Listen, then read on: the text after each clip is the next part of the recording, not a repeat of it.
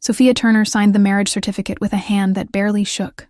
28 years old, and she was trading her freedom for her father's mistakes. $200,000 in debt to men who broke kneecaps as business strategy. Men who had already visited her childhood home twice, leaving broken furniture and terror in their wake. The registry office in Lower Manhattan smelled like old paper and desperation. Her father stood behind her, guilt etched into every line of his weathered face. Her younger sister Ashley gripped her hand so tightly it hurt. "You don't have to do this," Ashley whispered, tears streaming down her cheeks. "We'll find another way." But there was no other way. Sofia had exhausted every option over 6 sleepless months. Loans denied. Crowdfunding campaigns that barely raised $3,000. The predatory interest kept climbing, and the men kept coming. Then Anthony Colombo made an offer through intermediaries. Marriage in exchange for debt forgiveness. Clean slate. No questions asked. Sofia had researched him obsessively. 34 years old, head of one of New York's most powerful organized crime families. Photographs showed a devastatingly handsome man with dark hair, sharp jaw, and eyes that seemed to catalog everything they saw. Rumors swirled about his ruthlessness, his intelligence, his absolute control over an empire built on fear and loyalty. She expected a monster. She got something far more complicated. Anthony Colombo stood across from her now, signing his own portion of documents with elegant precision. He wore a charcoal suit tailored to perfection. White shirt open at the collar. No tie. Expensive watch caught the light. Everything about him screamed power and money and danger. But when he looked at her, his expression held something unexpected. Curiosity, maybe even gentleness. "The debt is cleared," he said quietly, handing papers to his lawyer. His voice was smooth, faintly accented. "Your father and sister will not be contacted again." "Thank you," Sofia managed. The words felt hollow. "We should go." He offered his hand. "Your belongings have already been moved to the penthouse." Sofia's stomach dropped. She had known this moment was coming, but facing it felt surreal. She hugged Ashley fiercely, whispered promises to call, to visit, to somehow make this bearable. Her father couldn't meet her eyes. The shame was eating him alive. The drive to Anthony's penthouse passed in silence. Sofia stared out the window of the black car, watching her old life disappear behind tinted glass. The driver never spoke. The city blurred past. The penthouse occupied the entire top floor of a midtown tower. Floor-to-ceiling windows overlooked Central Park. Marble floors reflected soft lighting.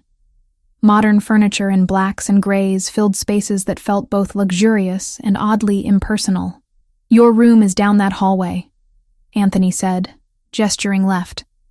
"Master suite is opposite direction. You have complete privacy." Sofia blinked. "Separate rooms? This is a business arrangement." His dark eyes held hers. "I will not touch you without invitation. You are safe here." Something loosened in her chest. She had prepared herself for so much worse. "The kitchen is fully stocked. Housekeeper comes Mondays and Thursdays. If you need anything, ask." He pulled a phone from his pocket, typed quickly, then showed her the screen. "My personal number. Use it." "Okay." Her voice came out smaller than intended. He studied her for a long moment. "You look exhausted. Rest. We can discuss details tomorrow." Sofia retreated to her room, found her belongings neatly unpacked in a space 3 times the size of her old apartment. Luxury sheets. Enormous bathroom. Closet bigger than her childhood bedroom. She sat on the edge of the bed and cried silently into her hands. The first month passed in careful distance.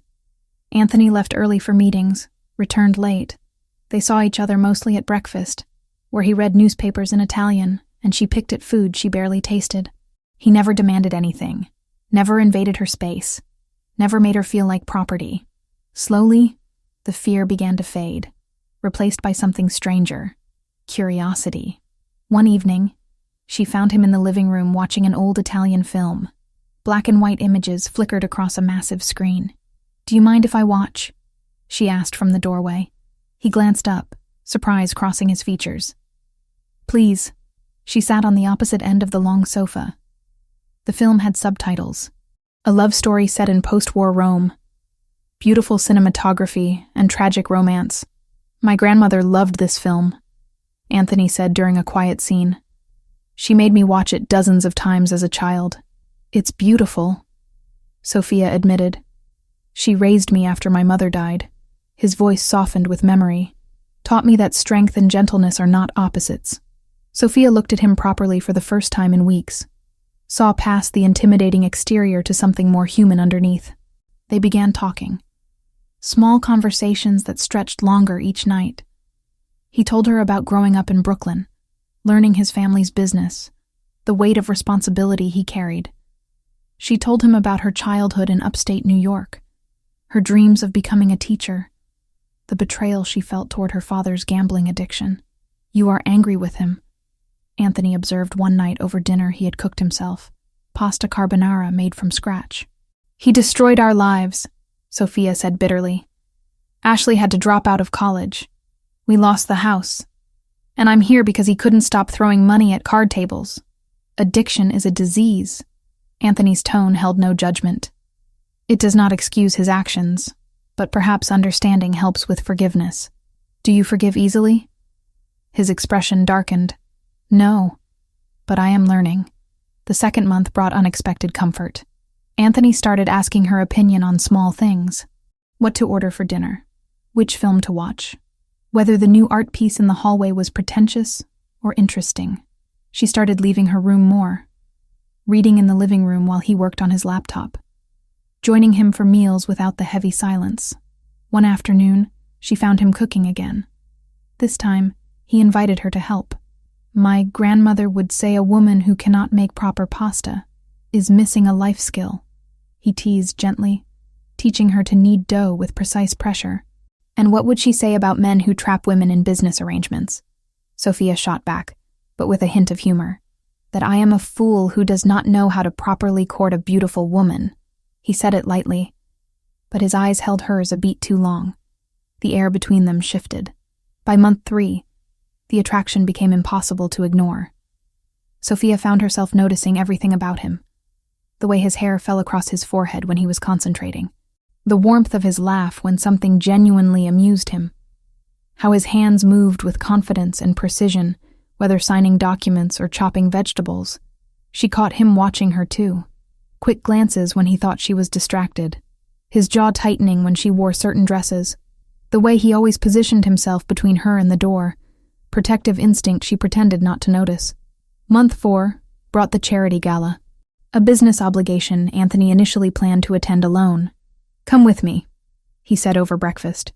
Not a command, an invitation. "I don't have anything appropriate to wear. That has been arranged." He slid a business card across the table. "Appointment at 2. Choose whatever you like." The boutique was exclusive, expensive, overwhelming. But the dress she selected was burgundy silk that draped elegantly without being overtly sexual. When Anthony saw her that evening, something flickered in his dark eyes that made her pulse race. The gala was everything she expected. Wealthy people in designer clothes making small talk about investments and vacation homes. But Anthony kept her close, his hand resting lightly on the small of her back, introducing her simply as Sofia, never explaining the arrangement. "You are nervous," he murmured during a slow dance. "Everyone is staring. Let them." His hand splayed wider against her spine. "You belong here as much as anyone. Because I'm your wife on paper? Because you are brilliant and kind and stronger than most people in this room." His voice dropped lower. "The paper means nothing. You matter." Sofia looked up at him. Really looked. Saw the sincerity in his expression. The carefully controlled desire he was working hard to suppress. When they returned to the penthouse that night, neither moved toward their separate rooms. They stood in the dim living room, city lights creating shadows across Anthony's face. "I should let you rest," he said, but made no move to leave. "I'm not tired." The distance between them felt charged, dangerous, inevitable. Sofia. Her name on his lips sounded like a confession. "If I kiss you now, everything changes. Maybe I want it to change." He closed the space between them in one fluid movement. His hand cupped her jaw with surprising gentleness. His thumb brushed across her lower lip. "Are you certain?" Instead of answering, she kissed him. The kiss was fire and tenderness. months of tension exploding into desperate contact. His other hand threaded through her hair. She gripped the front of his shirt. They stumbled toward his room, shedding clothes between heated kisses and whispered confirmations. That night, Sofia discovered that Anthony Colombo was as controlled and attentive in intimacy as he was in everything else. He worshipped her body like something precious, learned what made her gasp and arch and moan his name. Afterward, they lay tangled in expensive sheets, her head on his chest, his fingers tracing idle patterns on her shoulder. "This was not part of the arrangement," he said quietly. "No." She pressed a kiss to his sternum. "Is that a problem?" "The opposite." He tilted her face up to meet his eyes. "But you should know that what I feel is not casual. I do not do anything by half measures." "Neither do I." The following weeks blurred together in a haze of growing intimacy. They talked for hours, made love with increasing familiarity and passion, laughed at inside jokes, cooked meals together. She started referring to the penthouse as home without thinking about it. Month 6 arrived with autumn colors in Central Park, and Sofia realizing she was in love with her arranged husband. She was also pregnant. The pharmacy test showed 2 pink lines, then another, then a third to be certain. She sat on the bathroom floor, hands shaking, emotions rioting. Pregnant. With twins, according to the doctor she visited secretly. Twin boys growing inside her. Still early enough to hide, but real enough to make her knees go weak. She planned to tell Anthony that evening. Imagined his reaction. Maybe surprise, but hopefully joy. They could be a real family. Turn this arrangement into something genuine and permanent. She returned to the penthouse humming softly, hands unconsciously resting on the faint swell she could still hide beneath her clothes. Then she heard voices from downstairs. Anthony's office was usually off-limits, but the door stood ajar. She moved closer, intending to announce her presence. "Please," a man's voice begged, thick with terror. "I have family. Kids, please. You stole from me." Anthony's voice was cold, unrecognizable. "You knew the consequences. I'll pay it back. Every dollar. I swear on my children's lives. Your children will learn what happens when men break their word." The sound that followed made Sofia's blood turn to ice. A gunshot, muffled but unmistakable. Then another. She clapped a hand over her mouth to stifle her gasp. Pressed herself against the hallway wall, heart hammering violently. Through the cracked door, she saw Anthony, suit jacket removed, white shirt now stained with dark spots, gun held loosely in one hand. His expression was utterly calm as he looked down at whatever lay on the floor beyond her line of sight. "Clean this up," he said to someone else in the room. "Make sure his family gets the message." Sofia backed away slowly, made it to her room, locked the door with trembling hands. This was who he really was. Not the man who cooked pasta and watched old films and made love to her with devastating tenderness. This was a killer. A man who executed people in his home office like it meant nothing. Her hands went to her stomach. Twin boys who would grow up in this world, who would learn that power came through violence, who would inherit an empire built on blood and fear. She couldn't do it, couldn't raise children here, couldn't let them become what their father was. Sofia packed a single bag with shaking hands, took the cash she had been quietly saving from the household funds, left her phone behind because she knew it could be traced. At 3 a.m, while Anthony slept, she wrote a letter with tears blurring her vision. "I cannot raise our children in a world of death. Forgive me. Sofia." She left it on her pillow and walked out of the penthouse into the cold October night. The bus station was nearly empty.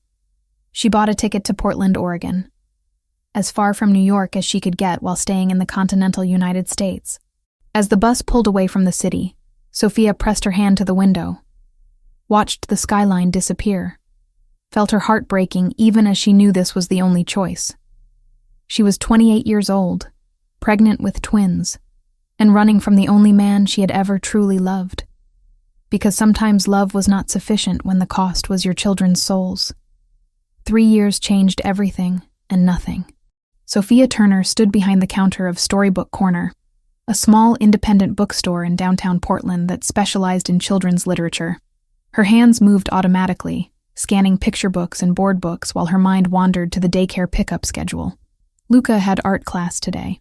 Matteo needed his blue jacket because he refused to wear any other color lately. The twins were 3 years old now. 3 years of building a life from scratch in a city where nobody knew her real name or her past. 3 years of working double shifts to afford the cramped 2-bedroom apartment in a neighborhood that was safe enough. 3 years of looking over her shoulder, waiting for Anthony Colombo to find her. But he never came. Part of her wondered if he had even looked. Maybe the debt arrangement had been exactly what he claimed originally. A business transaction. Nothing more. Maybe she had imagined the depth of feeling between them, projected her own desperate need for connection onto a man who felt nothing. The door chime rang. Sofia glanced up with her practiced customer service smile. Her heart stopped. Anthony Colombo stood just inside the entrance, backlit by autumn sunlight streaming through the glass. He wore dark jeans and a black sweater, casual clothes that somehow made him look more dangerous rather than less. His hair was shorter than she remembered. His face was thinner, sharper angles emphasized by shadows under his eyes that spoke of too many sleepless nights.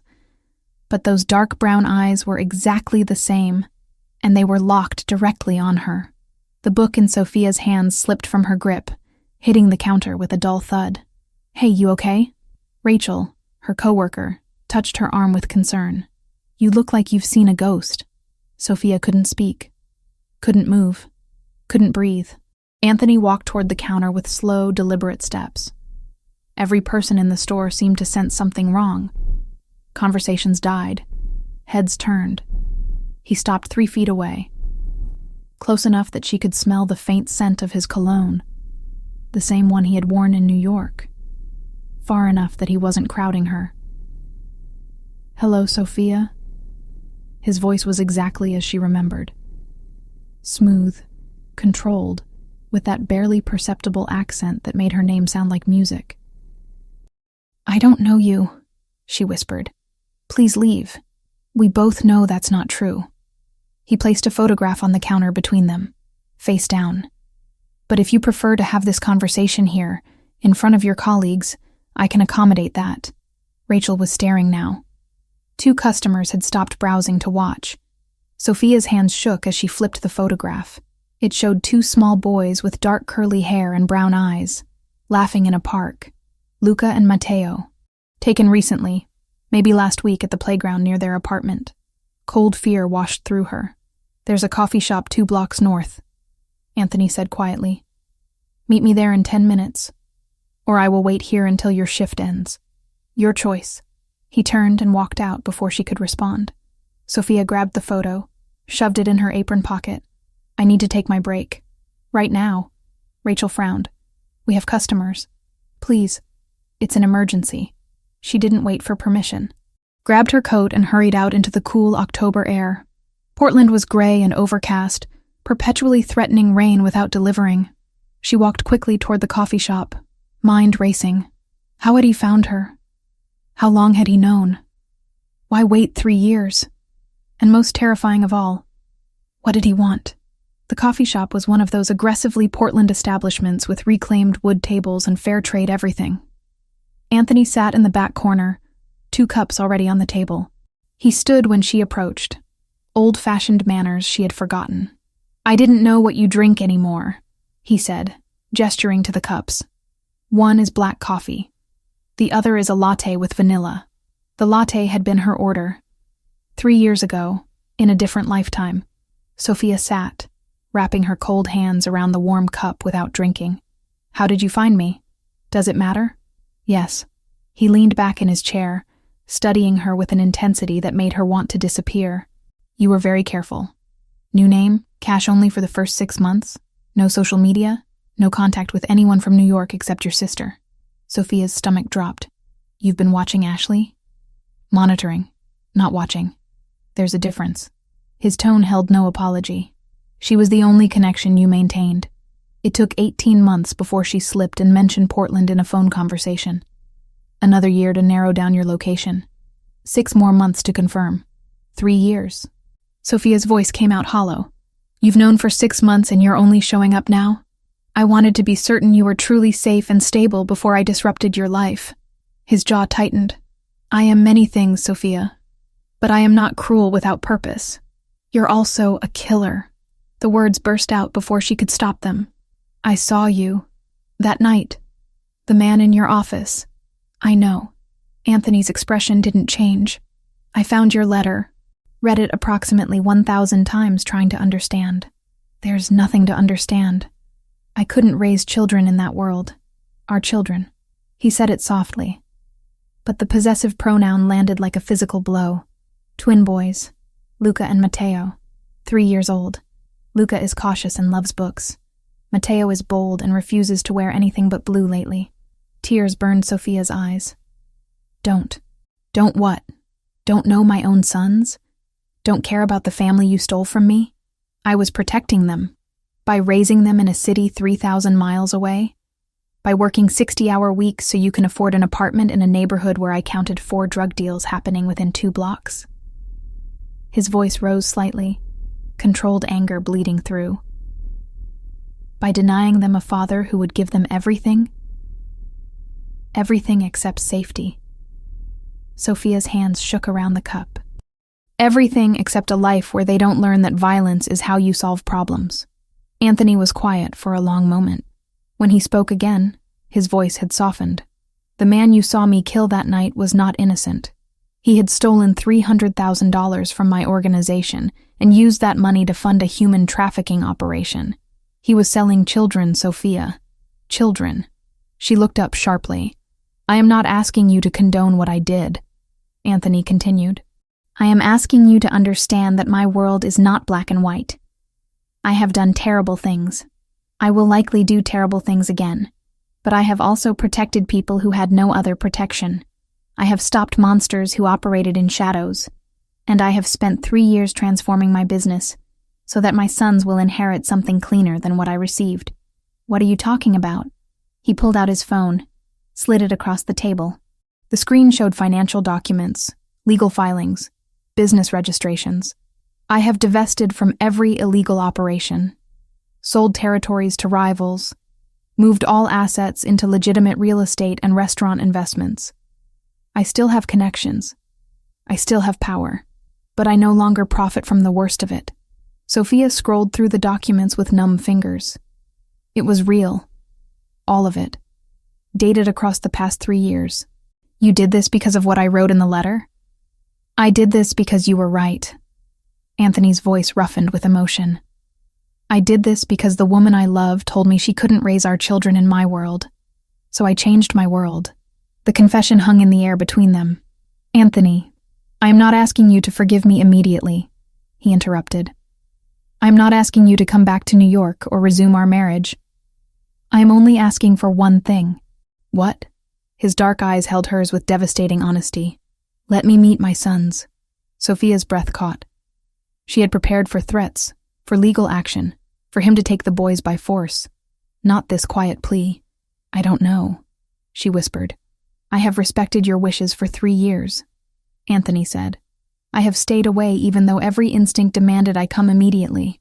I have transformed everything about my life to be worthy of the family you took from me. Now I am asking you to give me a chance. Not as your husband, as their father.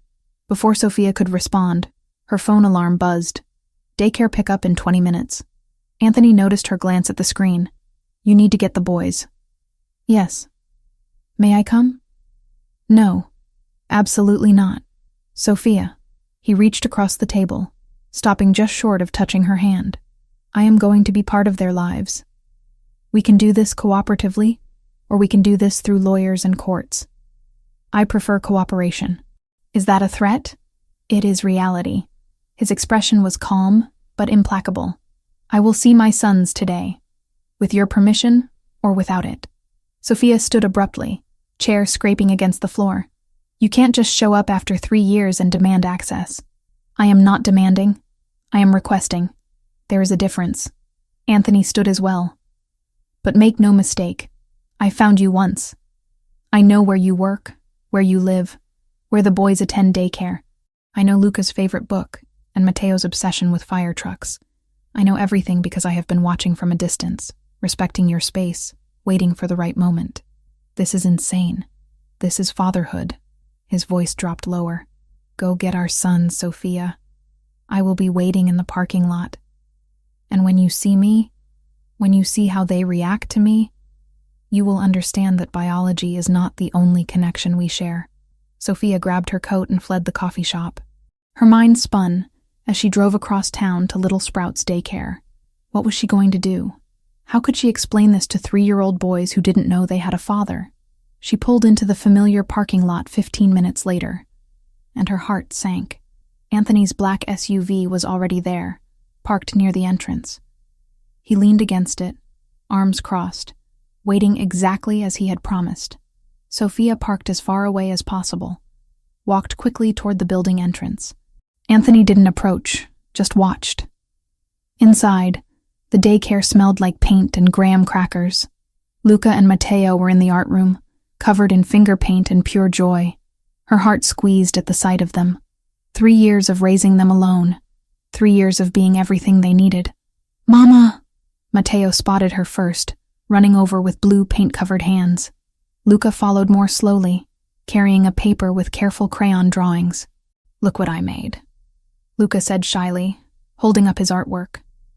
Sofia knelt down, hugging them both despite the paint. "It's beautiful, baby.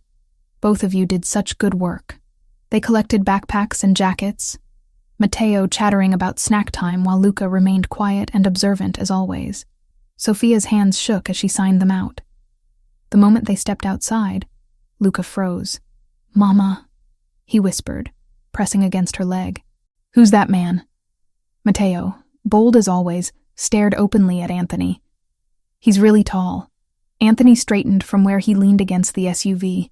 Even from 30 feet away, Sofia could see the naked emotion on his face.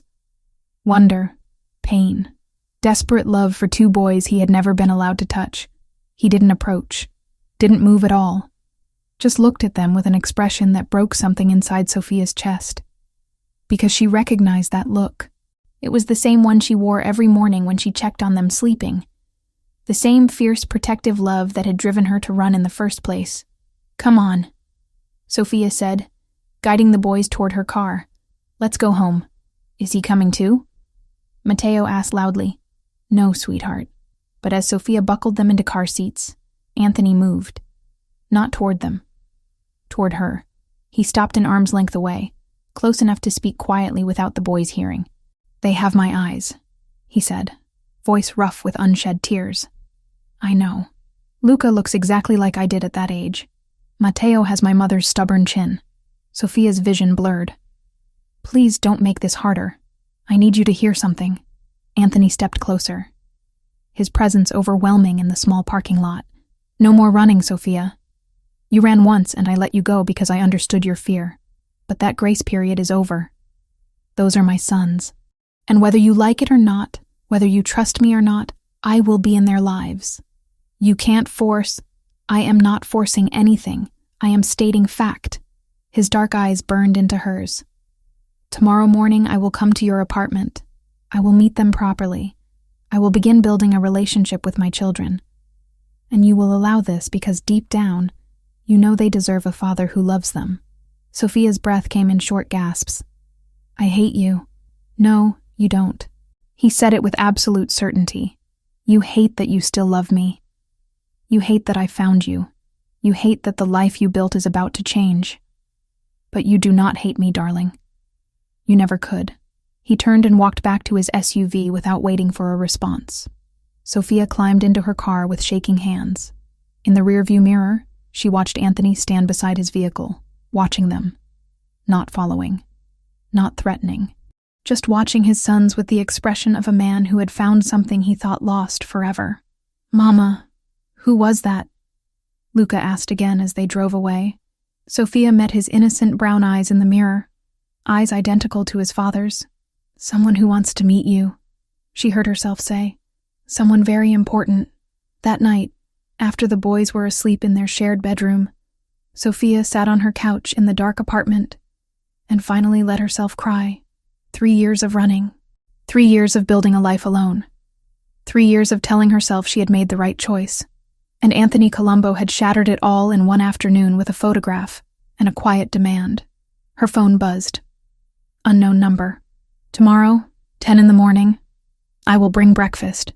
Tell the boys whatever you think is appropriate. But this conversation is happening. Sofia stared at the message. Then, with trembling fingers, she typed back, "If you hurt them, I will destroy you." His response came immediately. "If I hurt them, I will let you." Anthony Colombo arrived at exactly 10 in the morning, carrying 2 bags from a local bakery and a leather briefcase that probably cost more than Sofia's monthly rent. She had been awake since 5, cleaning the already clean apartment, rehearsing what to tell the boys, changing her outfit 3 times before settling on jeans and a sweater that felt appropriately casual and defensive. The twins were eating cereal at their small kitchen table when the knock came. Matteo jumped up immediately, always eager for new experiences. Luca remained seated, watching with those careful brown eyes that missed nothing. Sofia opened the door. Anthony looked different in daylight streaming through her apartment windows. Still devastatingly handsome, but something about seeing him in her space felt surreal. He belonged in penthouses and exclusive restaurants, not her cramped 2-bedroom with mismatched furniture from thrift stores. "Good morning." He held up the bags. "I brought pastries, and these." He shifted the briefcase slightly. "Come in." Sofia stepped aside, heart hammering. Anthony entered slowly, taking in every detail of the small space. His gaze lingered on the twins' artwork taped to the refrigerator, the stack of library books on the coffee table, the worn couch where Sofia spent nights after double shifts, too exhausted to make it to bed. Luca and Matteo stared at the tall stranger with identical expressions of curiosity and wariness. Anthony set the bags on the counter, then did something Sofia didn't expect. He lowered himself to one knee, bringing his considerable height down to the boy's eye level. "Hello," he said gently. "My name is Anthony. What are your names?" Matteo spoke first, predictably. "I'm Matteo. That's Luca." He's shy, but I'm not. A hint of a smile touched Anthony's mouth. "It is very nice to meet you both. I brought breakfast if you would like some." "What kind?" Matteo demanded. "Chocolate croissants and apple turnovers." "I like chocolate," Matteo declared. Luca remained silent, studying Anthony with an intensity that was unnerving in a 3-year-old. Sofia intervened. "Boys, why don't you finish your cereal first? Then we can have a pastry." Anthony stood smoothly. "May we speak privately for a moment?" Sofia nodded toward the small bedroom that served as her own. Once inside with the door cracked so she could hear the boys, Anthony opened his briefcase and withdrew a folder. "Custody documents," he said without preamble. "My lawyer prepared them yesterday. Full joint custody with a phased schedule, Portland visits now, and longer New York blocks during holidays and summers once the boys were older." Sofia's stomach dropped. "You can't be serious." "I am completely serious. However," he held up a hand before she could interrupt. "I am not filing them." "Not yet. Then why show me?" "Because I want you to understand that I have legal recourse, and I am choosing not to use it." Anthony's dark eyes held hers. "I do not want a court battle, Sofia. I do not want to traumatize our sons with lawyers and custody evaluators. I want to build a relationship with them naturally, with your cooperation." "Why should I cooperate with you?" "Because it is the right thing to do. Because they deserve a father.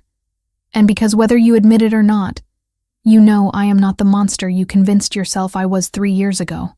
Sofia crossed her arms defensively. "You killed a man in your office. I executed a human trafficker after he was given multiple opportunities to surrender the children he had taken." Anthony's voice remained calm. "I am not asking you to approve of my methods. I am asking you to see the context."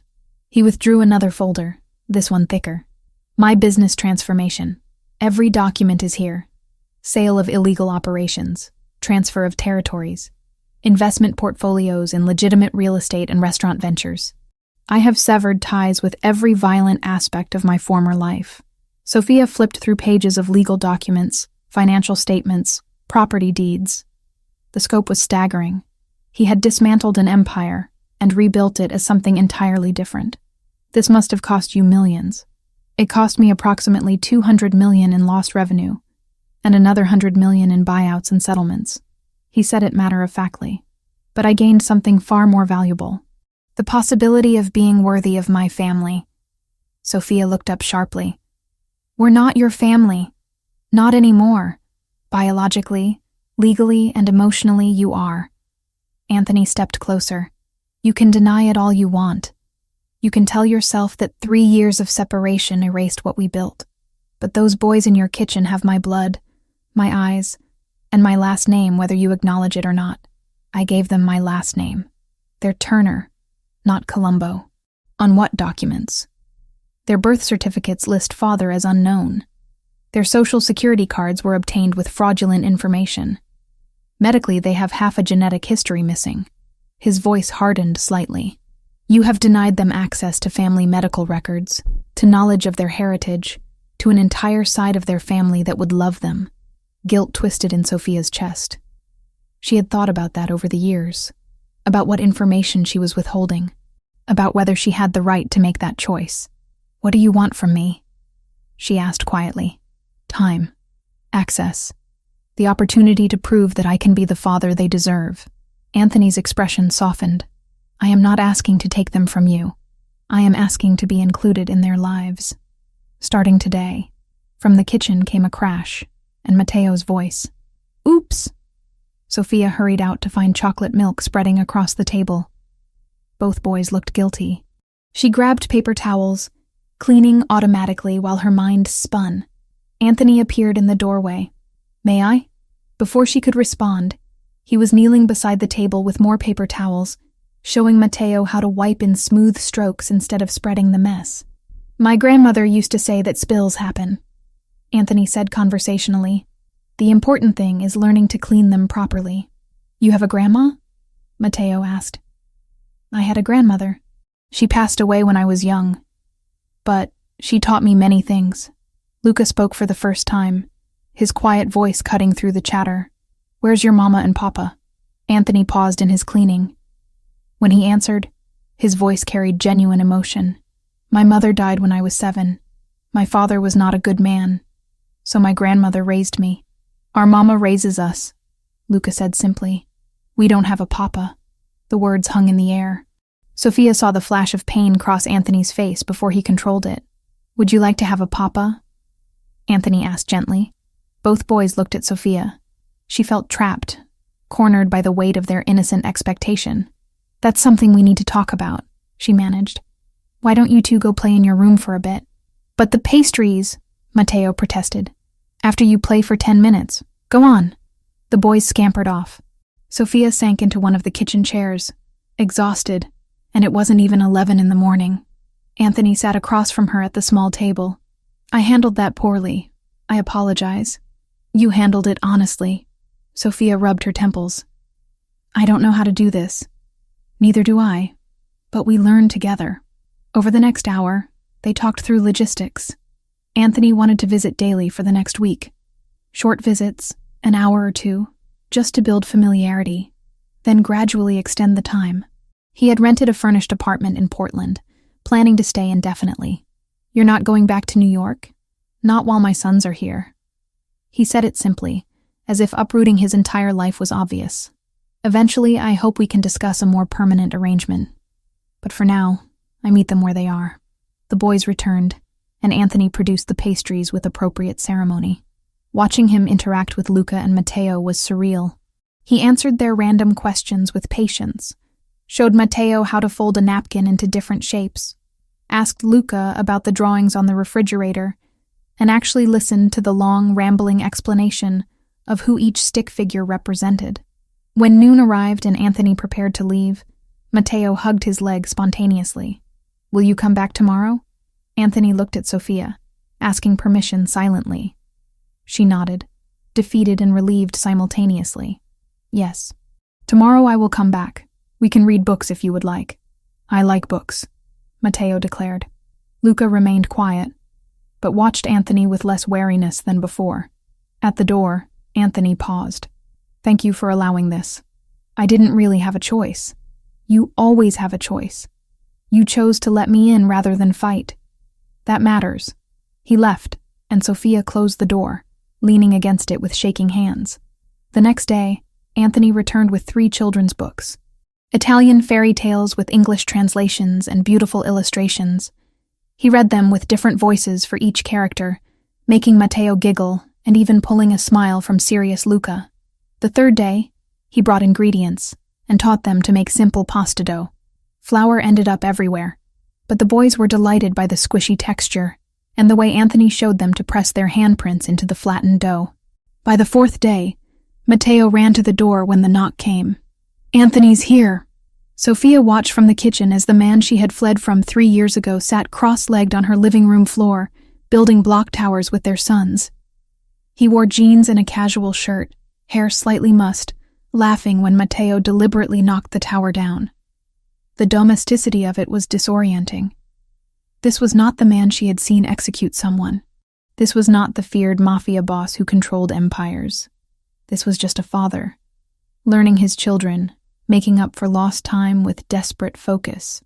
On the fifth evening, after the boys were in bed, Anthony lingered by the door. "There is something you should know," he said quietly. "About your family." Sofia tensed. "What about them?"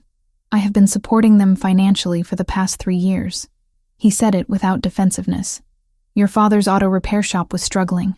I bought the building, reduced his rent to sustainable levels, and directed business his way through my connections. Your sister Ashley received a scholarship to finish her degree. I established it through a shell corporation." Sofia stared at him. "You've been manipulating my family? I have been caring for the people you love because you could not be there to do it yourself." His tone sharpened slightly. "Your father is healthy and stable. Ashley graduated with honors, and now works as a teacher in Syracuse. They have financial security they would not have otherwise. You had no right. I had every right. They are my family too, whether you acknowledge it or not. Your father's debt was the catalyst for our marriage. I ensured he would never struggle with debt again. Your sister's education was interrupted because of family financial crisis. I ensured she could complete it." Sofia's hands shook with conflicting emotions.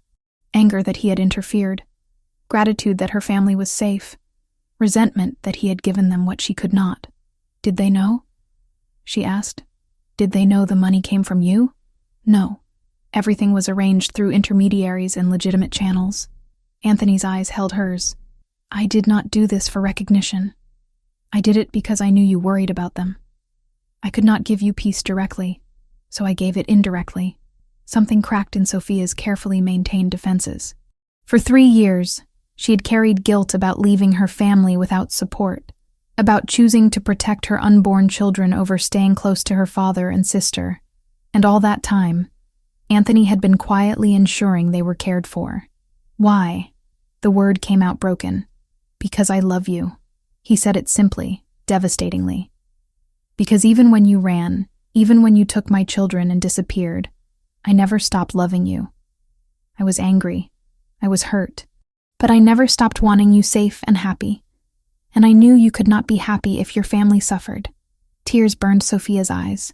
"You can't just say things like that. Why not?" "It is true." Anthony reached out slowly, giving her time to pull away. When she didn't, his hand cupped her cheek with heartbreaking gentleness. "I have made many mistakes, Sofia. I have hurt people. I have done things I cannot undo. But loving you was never a mistake. Loving our sons is not a mistake. And I will spend however long it takes proving that I can be what you need." His thumb brushed away a tear that escaped. The touch was familiar and foreign all at once. 3 years since he had touched her. 3 years since she had let anyone this close. "I don't know if I can trust you again," she whispered. "Then I will earn it back, day by day, visit by visit." His dark eyes were sincere. "I am not going anywhere, darling. Not this time." The moment stretched between them, heavy with history and possibility. Then Luca called out from the bedroom, breaking the spell. Sofia stepped back, wiping her eyes. "I should check on him." "Of course." Anthony moved toward the door. "Same time tomorrow?" "Yes." He paused at the threshold. "They are wonderful boys, Sofia. You have done an incredible job raising them alone. I hope someday you will let me help carry that weight." After he left, Sofia stood in her quiet living room surrounded by evidence of his presence. Italian books on the coffee table. Flour still dusting the kitchen counter. The faint scent of his cologne lingering in the air. And for the first time in 3 years, She wondered if running had been the right choice after all. The photograph arrived on a Tuesday morning, slipped under Sofia's apartment door while she was making breakfast. Plain white envelope with no markings.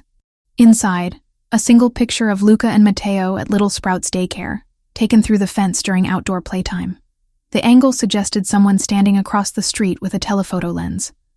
Sofia's hands trembled as she turned the photo over. 3 words written in block letters. Beautiful boys. Fragile. Her stomach twisted violently. She shoved the photo into her purse before the twins could see, forcing brightness into her voice as she served their oatmeal. "Mama, you okay?" Luca asked with his unsettling perceptiveness. "Fine, baby. Just thinking about work." But she was not fine. Someone was watching her children. Someone wanted her to know they were watching. The rational thing would be to call Anthony immediately. He had given her his number, told her to reach out if anything felt wrong. And if someone was testing her, a sudden swarm of Anthony's security around the daycare would only confirm the twins were the pressure point. But Sofia had spent 3 years being self-sufficient. 3 years proving she could handle everything alone. Calling him felt like admitting defeat, like confirming she needed him. Besides, it was probably nothing. Maybe a photographer doing a project. Maybe someone with the wrong apartment. Portland was weird enough that random, unsettling things happened without sinister explanation. Still, the note was deliberate enough to keep her scanning every face. She dropped the boys at daycare, scanning the street for unfamiliar vehicles or people. Everything looked normal. Parents hurrying to drop off kids before work. Traffic moving steadily. Gray Portland sky threatening rain that would probably hold off until evening. At the bookstore, Sofia threw herself into work. Restocking shelves, helping customers, processing orders. Anything to avoid thinking about the photograph burning a hole in her purse. The second message arrived via text that afternoon. Unknown number. Your sons laugh like their father. Matteo is louder. Luca is more careful. Just like Anthony. Sofia nearly dropped her phone. Whoever sent this knew about Anthony. Knew the connection. This was not random. Her fingers hovered over Anthony's contact.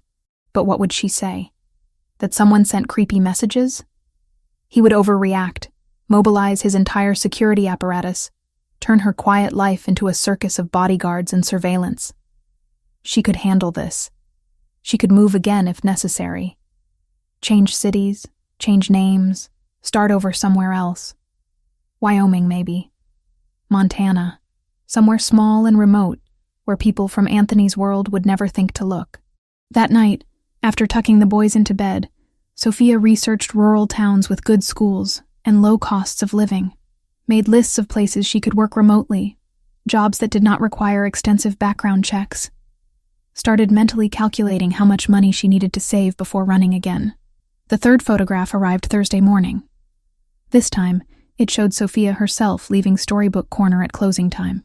Taken from inside a parked car, she could see the reflection of the photographer in the bookstore window. A man in a dark jacket, face obscured by the camera. The message on the back. We know where you live. We know your routine. We could reach them anytime. Terror flooded through her so completely that Sofia had to sit down on her apartment floor to breathe. This was real.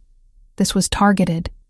Someone was threatening her children, and she could not handle it alone. But still, she hesitated. Anthony was supposed to visit at 10. She would tell him then. In person, where she could control the conversation and set boundaries about his response. Except Friday morning brought something worse. Sofia woke at 6 to use the bathroom. Stepping into the hallway, she noticed something by the front door.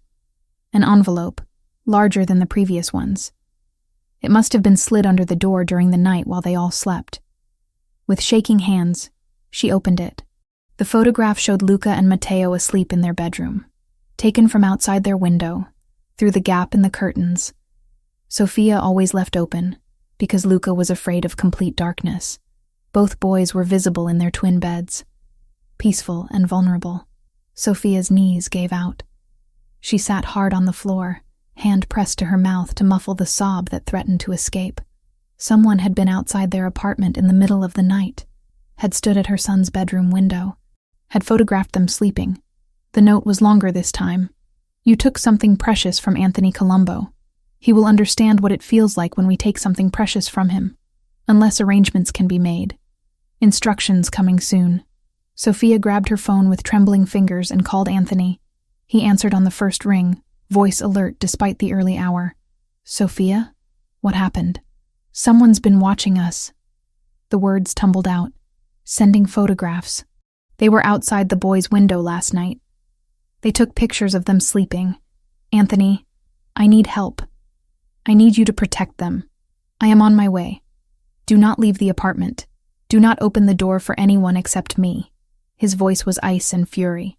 Keep the boys inside. I will be there in 8 minutes. He arrived in 6.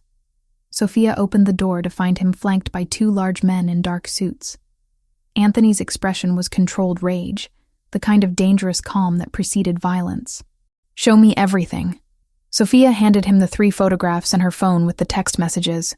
He examined each one with clinical precision, jaw tightening with each image. When he reached the photo of the sleeping boys, something dark and murderous crossed his face. Dmitri, he said quietly to one of the men. Russian? The man nodded. Text syntax matches Bratva patterns. Surveillance quality suggests professional operation. Anthony pulled out his phone, typed rapidly. I am mobilizing a security team.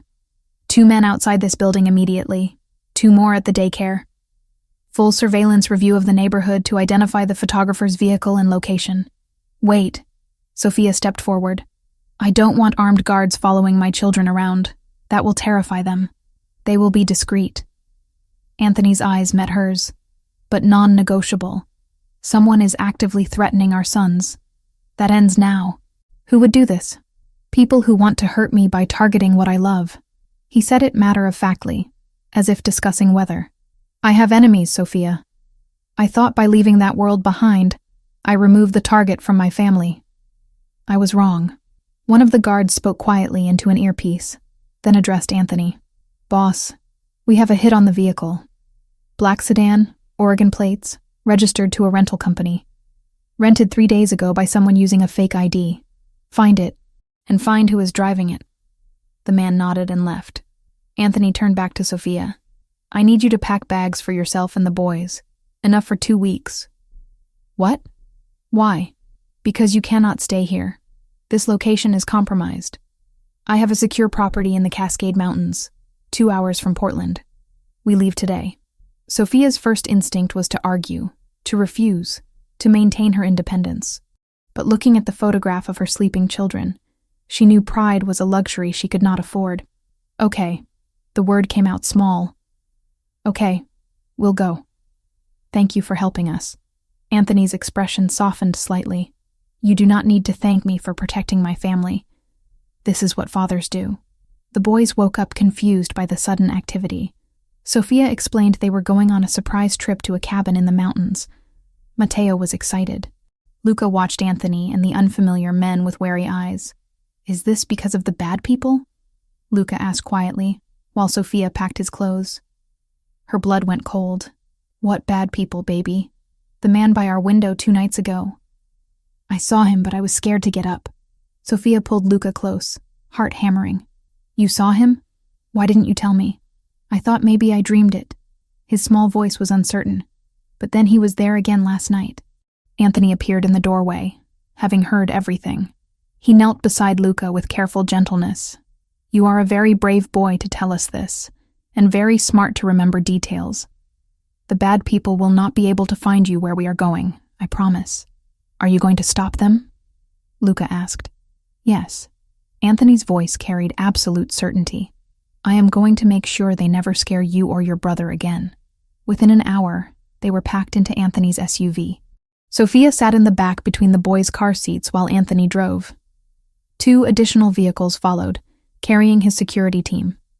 As Portland disappeared behind them and the landscape shifted to dense forests and mountain roads, Sofia finally allowed herself to acknowledge what she had been denying. Running had solved nothing. 3 years of hiding, of building a new life, of trying to protect her sons alone. And the moment someone truly dangerous targeted them, she had been powerless. Anthony glanced at her in the rearview mirror. You are thinking very loudly. I was wrong. The admission hurt. I thought if I took them far enough away, changed our names, started over, we would be safe. But they will always be targets because of who their father is. Not because of who I am. Because of who I was. His hands tightened on the steering wheel.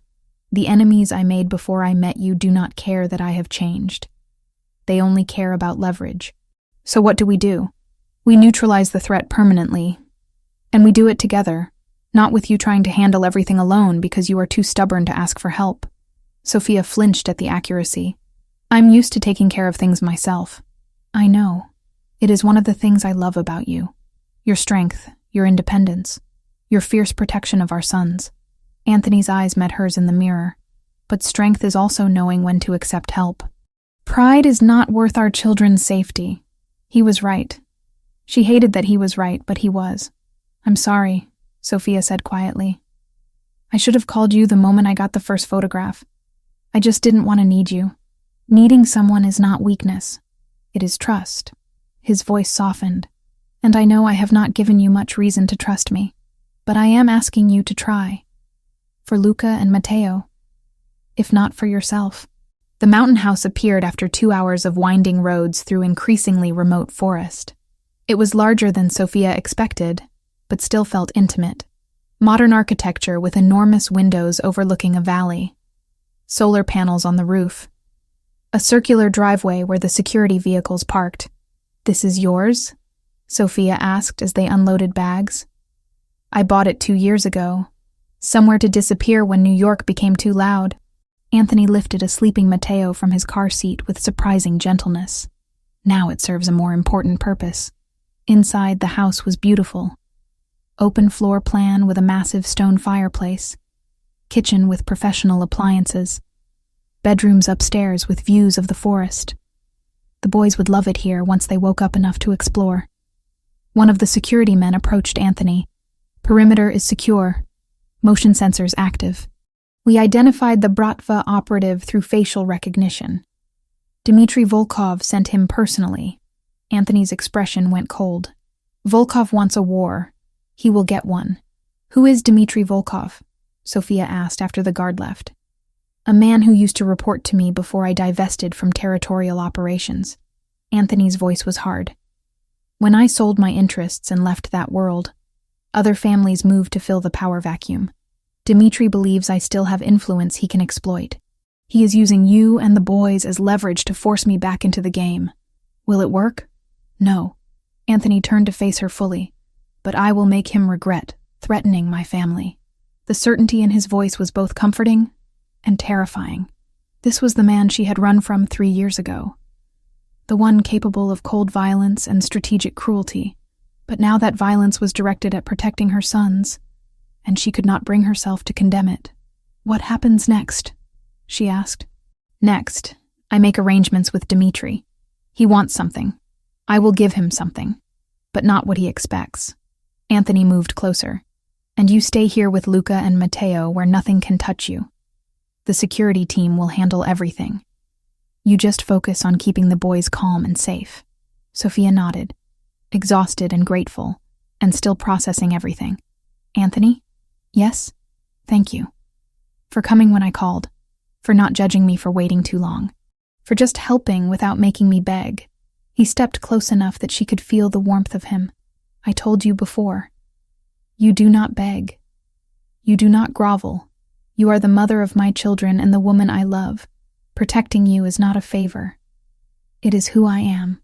That night, after settling the boys into the upstairs bedroom they would share, Sofia stood at the enormous windows watching darkness settle over the mountains. Anthony joined her, 2 glasses of wine in hand. To survival, he said, offering 1 glass. To family, Sofia countered. They drank in comfortable silence, and for the first time since the photographs started arriving, Sofia felt something close to safe.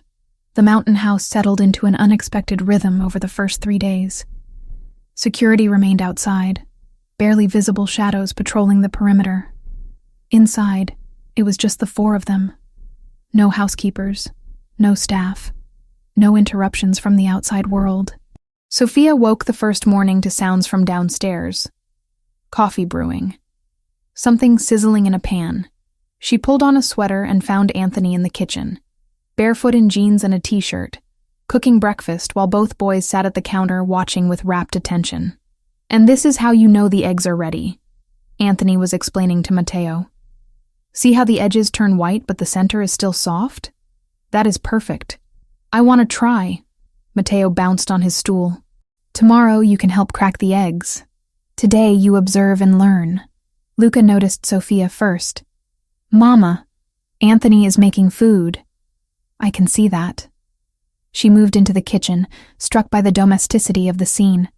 "I didn't know you cooked." My grandmother insisted. She said a man who cannot feed himself is not truly independent. Anthony plated scrambled eggs with fresh herbs, sliced tomatoes, and crusty bread he must have brought from Portland. "I hope you are hungry." They ate together at the large dining table. Morning light streamed through floor-to-ceiling windows, illuminating the forest beyond. Matteo chattered about everything he could see outside. Luca ate quietly, occasionally stealing glances at Anthony like he was solving a puzzle.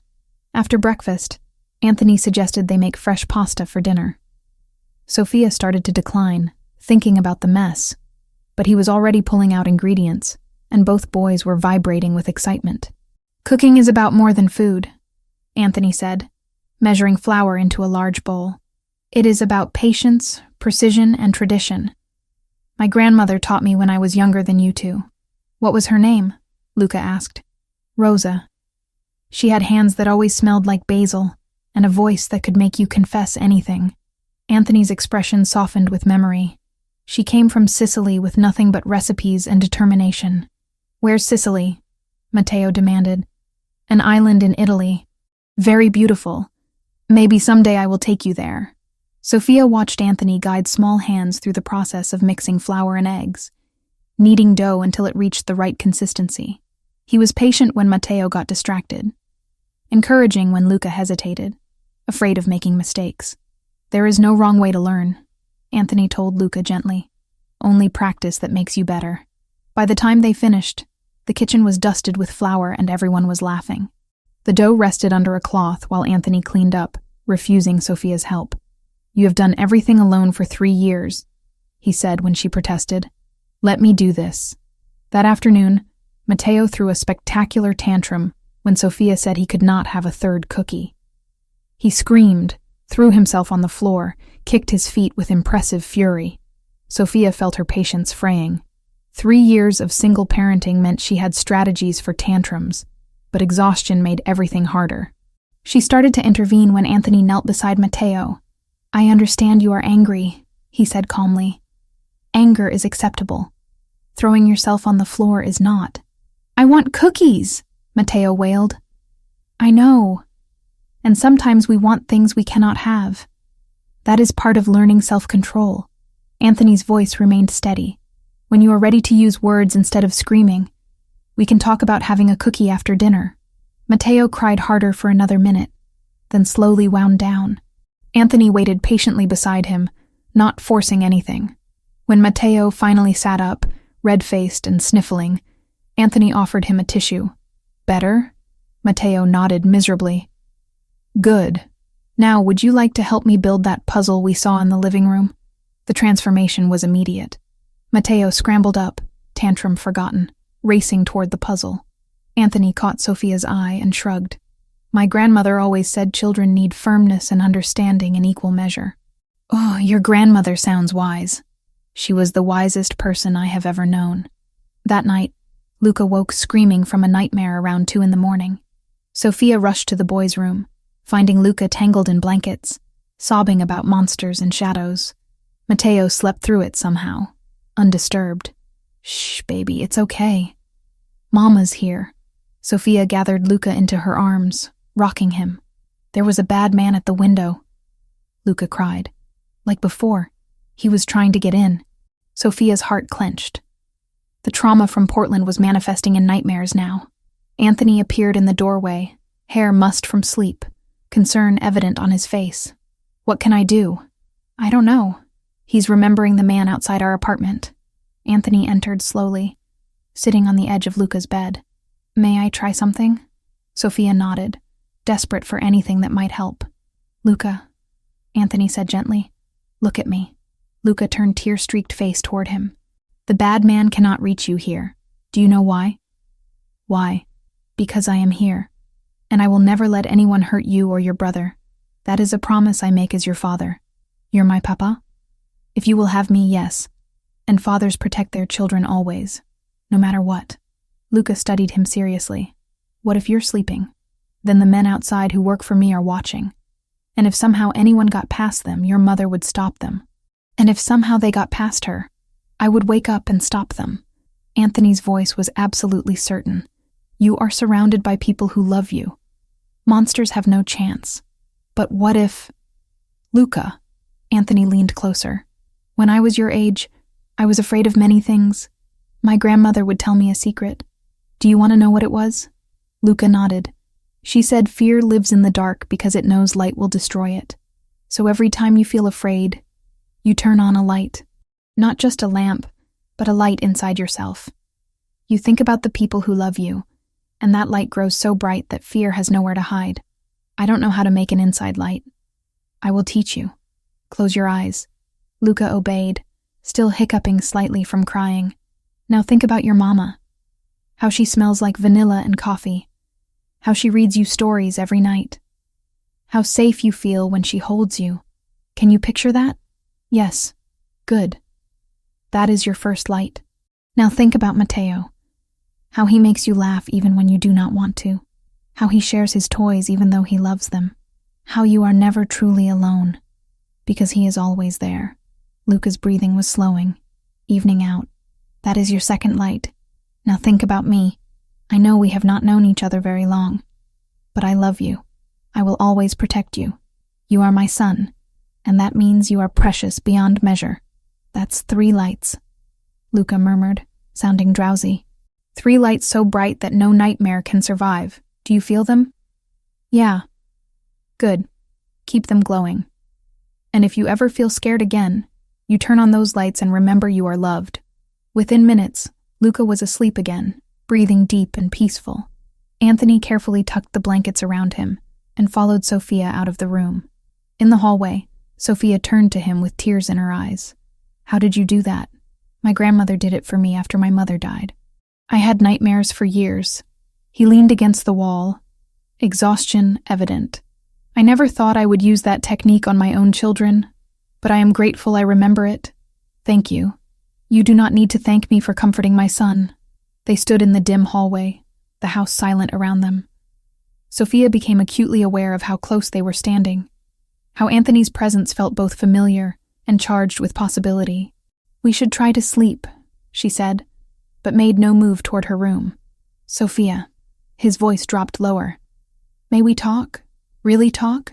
She nodded, following him downstairs to the living room. Anthony started a fire in the massive stone fireplace, flames casting dancing shadows across the walls. They sat on opposite ends of the long leather couch, distance preserved but barely. I need you to understand something, Anthony began, staring into the fire. The day I found your letter, the day I realized you had left, it broke something in me I did not know could break. Sofia wrapped her arms around herself, waiting. I have survived things that would destroy most men. Violence, betrayal, loss. I learned early to compartmentalize emotion, to separate what I feel from what I must do. But that morning, reading your words, knowing you were carrying my children and I had driven you away, all those walls collapsed. His hands clenched into fists on his knees. I wanted to tear apart the city looking for you. I had resources, connections, the ability to find almost anyone. But then I reread your letter. You said you could not raise our children surrounded by death, and I realized you were absolutely right. Anthony, let me finish. Please. He finally looked at her, firelight reflecting in his dark eyes. I spent 3 years transforming everything, not to manipulate you into returning, but because I needed to become someone worthy of being a father, someone who could give our sons a life where they did not grow up witnessing executions in home offices. You changed your entire empire because of what I wrote? I changed because you forced me to see what I had become, a man who solved problems with violence, a man whose children would inherit blood-stained legacy. I did not want that for them. I did not want them to fear their father the way I feared mine. Sofia's chest tightened. You never talked about your father before, because he is not worth discussing. He was a brutal man who believed power came through fear. He would beat my mother, terrorize everyone around him, rule through intimidation. When she died, I vowed never to become him. But somewhere along the way, I did. You're nothing like that, Sofia said softly. I've watched you with Luca and Matteo. You're patient and gentle and everything a father should be, because you gave me the chance to be. Anthony shifted closer, the distance between them shrinking. When I finally found you 6 months ago, I wanted to rush in immediately, demand my rights, force my way back into your life. But I watched instead, saw how hard you worked, how well you raised them, how much they thrived under your care, and I realized that showing up before I was truly ready would be selfish. So you waited. I waited until I could offer you safety and stability and a version of myself that deserved another chance. His voice roughened with emotion. I waited because I love you, Sofia. I have loved you since you agreed to that arranged marriage and then refused to be treated like property. I loved you when you challenged me, when you made me laugh, when you showed me that strength and gentleness could coexist. Tears streamed down Sofia's face. I loved you too. That's why leaving hurt so much. Then why did you wait 3 years? Why not reach out once you were settled, once the boys were born? Because I was terrified. The confession burst out. Not of you specifically, but of your world. Of raising children who would think violence was normal. Of losing myself in a life where I was just the mafia boss's wife instead of my own person. You have never been just anything. You are brilliant and fierce and the strongest person I have ever known. I didn't feel strong. I felt trapped and scared, and so desperately in love with someone I thought I had to leave. They were inches apart now, drawn together by gravity and history and 3 years of separation. Sofia could see the flutter of Anthony's pulse in his throat, could feel the heat radiating from his body. I helped your family, Anthony said quietly. Your father's business, Ashley's education. I made sure they were cared for because I knew you worried about them. I could not give you peace directly, so I tried to give it indirectly. Fresh tears spilled over. You've been protecting everyone I love this whole time, because that is what you do when you love someone. You care for the people they care about. The space between them felt electric, charged with possibility and memory. Sofia leaned closer, drawn by instinct and need. Anthony's hand came up to cup her face, thumb brushing away tears with devastating tenderness. If I pull you close right now, he murmured, there's no going back. Maybe it's already changed. They moved together, closing the final distance. But at the last second, Sofia pulled back, fear overriding desire. I can't. Not yet. I'm still trying to figure out if I can trust you again. Anthony's expression held understanding and disappointment in equal measure. Then I will wait, however long it takes. He stood, putting physical distance between them, before the temptation became too much. Try to get some rest. Tomorrow we can take the boys hiking if the weather holds. Sofia watched him climb the stairs to his own room, then sat alone by the dying fire. Her lips tingled with the kiss that almost happened. Her heart ached with feelings she had tried to bury for 3 years. The next morning, Matteo ran into the kitchen where Sofia was attempting coffee and announced, Papa is teaching us to make pancakes. Sofia froze, mug halfway to her lips. What did you just call him? Papa. That's his name, right? He's our papa and you're our mama. Luca appeared behind his brother, more hesitant.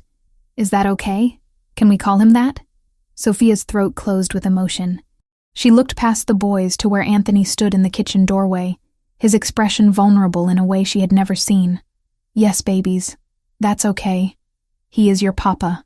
The smile that broke across Anthony's face was worth every complicated feeling churning in Sofia's chest.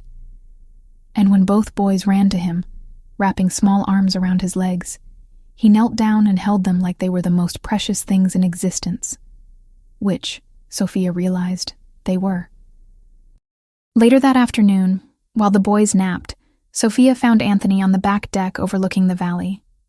She stood beside him, shoulders nearly touching, They called you Papa, she said unnecessarily. I heard. I may have cried about it for 10 minutes in my room afterward. Sofia smiled despite herself. The great Anthony Colombo, brought to tears by 3-year-olds. The only 3-year-olds who matter. He turned to face her. Thank you for allowing that. For not correcting them. They deserve to know their father. I was wrong to keep you from them for so long. You were protecting them. I understand that now. They stood in comfortable silence, watching clouds drift across the mountain peaks.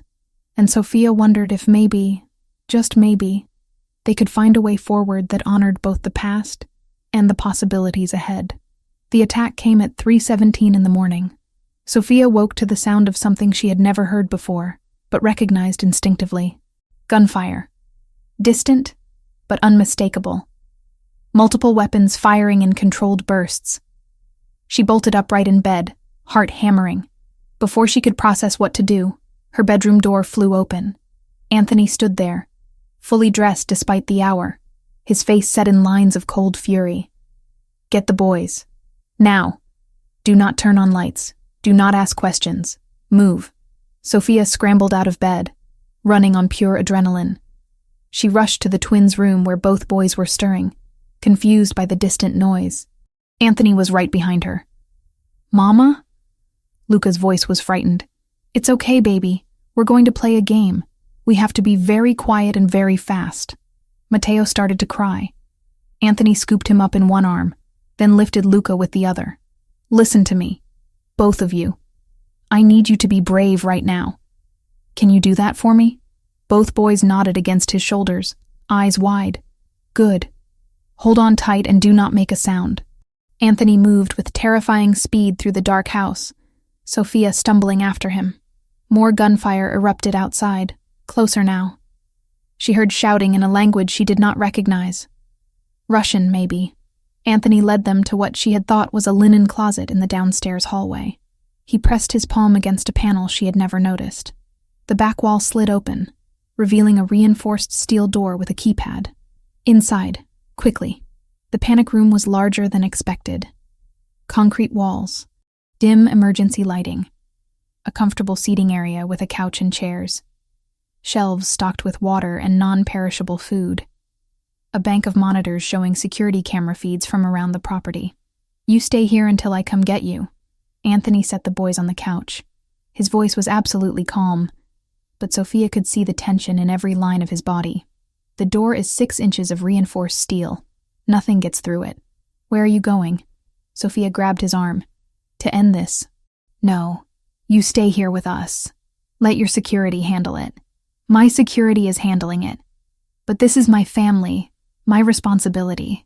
He gripped her shoulders, forcing her to meet his eyes. I will not hide while men threaten my sons. Do you understand? Sofia wanted to argue, to beg him to stay safe.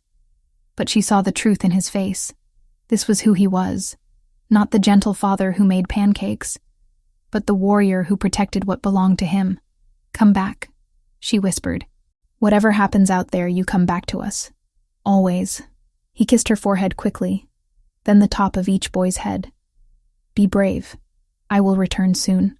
The steel door closed with a heavy thunk. A series of locks engaged automatically. Sofia heard Anthony's footsteps retreating down the hallway. Then there was only silence and the terrified breathing of her children. Sofia pulled both boys into her lap on the couch, wrapping arms around them. It's okay. Papa is going to make sure we're safe. Why are there bad people? Luca asked, voice trembling. Because some people make wrong choices, but Papa is going to stop them. The monitors showed chaos outside.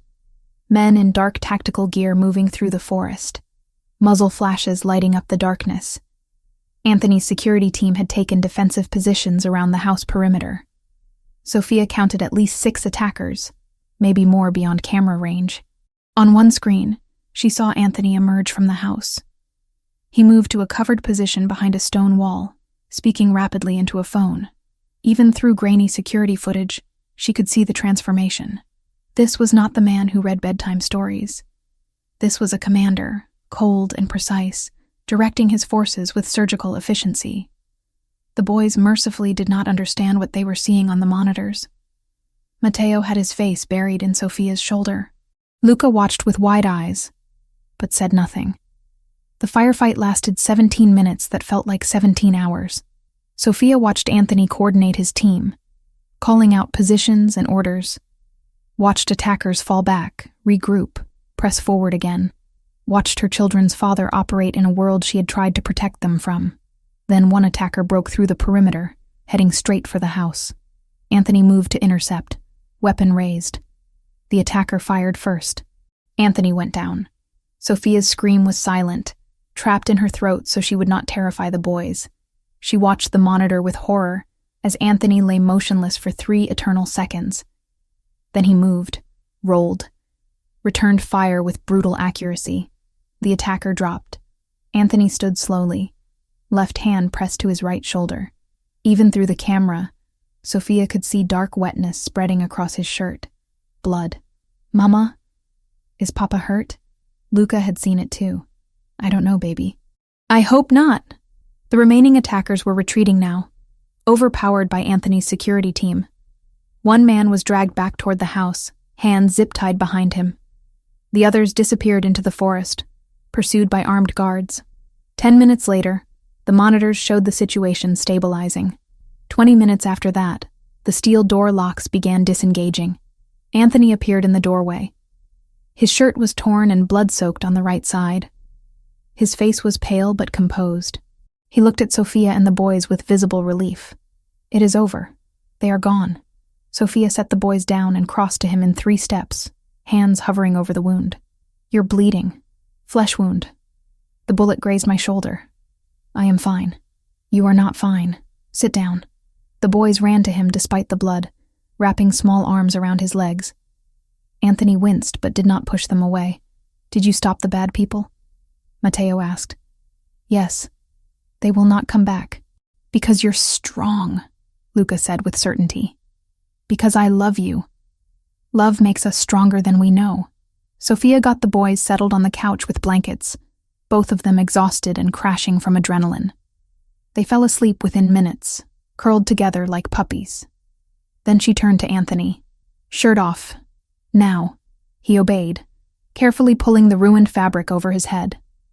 The wound was exactly as he described, a deep graze across the meat of his shoulder, still bleeding sluggishly. Painful, but not life-threatening. Sofia found the first aid kit Anthony had shown her when they first arrived.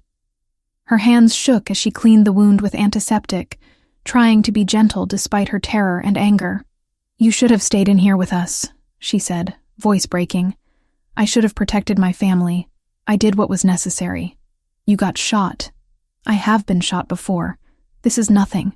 Sofia pressed gauze to the wound harder than necessary. Anthony hissed in pain but did not complain. "Do not minimize this," she snapped. "You could have died out there. You could have left our sons without a father they just found. You could have, but I did not." He caught her wrist gently, stilling her shaking hands. "I am here, injured but alive. Our sons are safe. That is all that matters." Tears spilled down Sofia's cheeks. "I watched you on those monitors, saw you go down. For those few seconds, I thought you were dead, and I realized I cannot lose you again. Sofia, no, let me say this." She kept her hands busy with the bandage, unable to meet his eyes. "I told myself for 3 years that I ran to protect the boys, that I left because of your world, your violence, your danger. But that was only part of the truth. What was the other part? I was terrified of how much I loved you." The confession came out raw and honest. I had never felt that way about anyone, so completely consumed by another person. And when I saw what you were capable of, when I witnessed the darkness in your world, I panicked. Because I knew that loving you meant accepting all of you.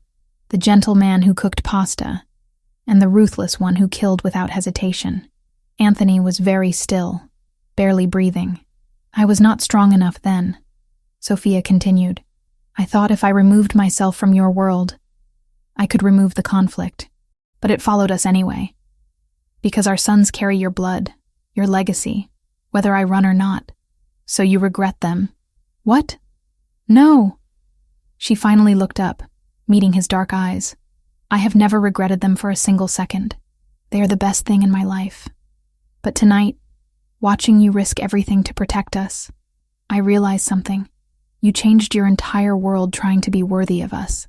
You dismantled an empire, walked away from power, spent 3 years becoming someone different. All because I asked you to. Because you were right to ask. Maybe, but I never asked the important question. Sofia's voice dropped to a whisper. Did you want to change? Or did you only do it to get us back? Anthony reached up with his good arm, cupping her face with his hand. I changed because you showed me who I was becoming. A man my sons would fear. A man you could not love. I changed because I wanted to be better. Not just for you, but for myself. For the legacy I leave behind. Even if I had never come back? Even then. His thumb brushed her cheekbone. Transforming my life was not a manipulation tactic. It was an awakening. You leaving forced me to confront truths I had avoided. That power without purpose is emptiness. That legacy built on fear is worthless. That the only thing that truly matters is family. Sofia pressed her forehead to his, careful of his injured shoulder. I never stopped loving you. Not for 1 day in 3 years. I was just too afraid to admit it. And now? Now I am tired of being afraid. Tired of running. Tired of pretending I can protect our sons from everything when the safest place for them is with both their parents united. Anthony's breath caught. What are you saying? I am saying that when this is over, when the threat is eliminated, I want us to try again. Really try. Not because of an arrangement or obligation, but because I choose you. I choose us. Sofia. Her name was a prayer and a promise. I have waited 3 years to hear those words. I am sorry it took so long. Do not apologize. You needed time. I would have waited decades if necessary. They stayed like that. Foreheads pressed together, breathing the same air. Sofia's hands rested on his chest, feeling his heartbeat strong and steady beneath her palm. The man you captured, she said eventually. What happens to him? Anthony's expression hardened. He will tell me everything. Who sent him? How they found us? What Dmitry Volkov wants? Then I will negotiate. Negotiate what? Peace. Permanent, ironclad peace. He pulled back slightly to look at her properly. I am going to make a deal with the 5 families. Every major organization in New York and the surrounding territories. I will formally renounce all my former holdings, all territories, all claims to power. In exchange, they guarantee in writing that my family is untouchable. Forever. Will they agree to that? They will if I offer enough. I still have leverage, connections, information. I will trade everything to ensure you and our sons can live without looking over your shoulders. That will cost you everything you built. I do not care. His voice was absolutely certain. Let them have the territories, the money, the influence. I will keep my family. That is the only empire that matters. Sofia kissed him then, soft and gentle, and full of 3 years of longing. Anthony responded carefully, mindful of his injury, but with intensity that spoke of his own desperate need. When they finally broke apart, both breathing hard, Sofia whispered against his lips, "You are bleeding on my shirt." Apologies. Bullet wounds are inconsiderate that way. She laughed despite everything, despite the chaos and fear and uncertainty. Let me finish bandaging you properly before you bleed out and ruin this moment. Heaven forbid I ruin our reconciliation with something as mundane as blood loss. Sofia secured the gauze with medical tape, then wrapped his shoulder with proper bandaging. Anthony watched her work with an expression of such tenderness it made her chest ache. I dreamed of you every night, he said quietly. For 3 years, wondered where you were, if you were safe, if the children looked like me. The not knowing was worse than any physical pain. I dreamed of you too, hated myself for it. Tried to convince myself you were a monster I should forget, but my heart knew better. What did your heart know? That you were mine, that we belonged together, that running solved nothing. She tied off the bandage. There, that should hold until we can get you proper medical attention. Medical attention can wait. My sons are sleeping 10 feet away and the woman I love just told me she wants to try again. Medical attention is very low priority. Sofia smiled despite her tears. You are impossible. I am in love. There is a difference. Dawn was breaking outside the windows of the mountain house. Soft gray light filtering through the forest. The boys slept peacefully on the couch, unaware their world had just shifted on its axis again. Anthony pulled Sofia close with his good arm, mindful of his injury. She rested her head on his uninjured shoulder, breathing in the scent of him beneath the copper smell of blood. What happens now? She asked. Now I make calls. Arrange meetings. Negotiate our freedom. His voice was steady, determined. Within a week, this will be over. Volkov will understand that threatening my family was the worst mistake of his miserable life. The 5 families will agree to my terms, and we will finally be safe. You sound very confident. I am. He pressed a kiss to the top of her head. Because I have everything to fight for, and nothing left to lose. That makes me the most dangerous person in any negotiation. Sofia believed him. This was the man who had transformed an entire criminal empire because she asked. The man who had taken a bullet and kept fighting. The man who loved their son so fiercely he would trade kingdoms for their safety. I love you, she said. Simple. True. No qualifications. I love you too. Always have. Always will. They stayed like that as dawn fully broke, wrapped in each other, watching their sleeping children, planning a future that finally felt possible. 2 months passed in careful reconstruction. The attack at the mountain house ended exactly as Anthony promised. The captured operative talked within hours, revealing everything about Dmitry Volkov's plan. Anthony made calls, arranged meetings, negotiated with a precision that reminded Sofia why he had been so feared in his former life. The deal was struck on a rainy Tuesday in a neutral location in Seattle. Representatives from 5 major families gathered. Anthony offered territorial concessions worth hundreds of millions, information on offshore accounts, connections to political figures, everything he had accumulated over decades. In exchange, one ironclad guarantee signed by every family head. Sofia Turner and the Colombo twins were untouchable. Forever. Dmitry Volkov tried to object, to argue he deserved compensation for Anthony's withdrawal from their world. Anthony's response was delivered in a voice Sofia heard through the phone he had left on speaker. You sent men to terrorize my family. You photographed my sleeping children. You forced me to remember exactly who I can become when properly motivated. A pause. Take the territories I am offering and disappear. Or refuse, and discover what happens when I stop being civilized. Volkov took the deal. Now, Sofia stood in the living room of their new house in Westchester, watching moving trucks unload furniture. The house was nothing like Anthony's old Manhattan penthouse. This was a home. 4 bedrooms, a backyard with swings already installed, large kitchen with space for family meals, neutral colors, warm lighting, safety without ostentation. Mama, can we go see our new room? Matteo tugged her hand impatiently. In a minute, baby. Let the movers finish. Luca stood beside her more quietly, taking everything in with his usual careful observation. Is this where we live now? Forever? Yes, sweetheart. This is home. With Papa? With Papa. Anthony appeared from the kitchen where he had been directing furniture placement. His shoulder had healed cleanly over the past 2 months, leaving only a thin scar. He scooped up Matteo with his good arm. Ready to see your room?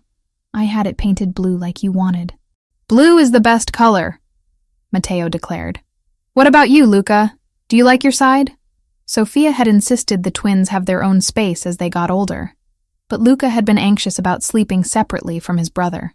The compromise was a large room with 2 distinct areas, each boy's space reflecting his personality but still together. Can I see?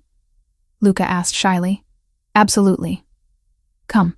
Sofia followed them upstairs, heart full watching Anthony show the boys their room. One side had bookshelves already loaded with Luca's favorites. The other had a space for Matteo's growing collection of toy cars. Both had comfortable beds, desks for when they started school, and a large window overlooking the backyard. This is ours, Luca breathed, eyes wide. All yours. Papa helped me pick everything out. The boys explored with mounting excitement, examining every corner. Sofia leaned against the doorframe, watching her family with contentment she had not felt in years. Anthony joined her, sliding an arm around her waist. They seem happy. They are. We all are. Even you? Especially me. The move into the Westchester house took a week. Sofia enrolled the boys in Little Scholars Academy, a private bilingual school 15 minutes away.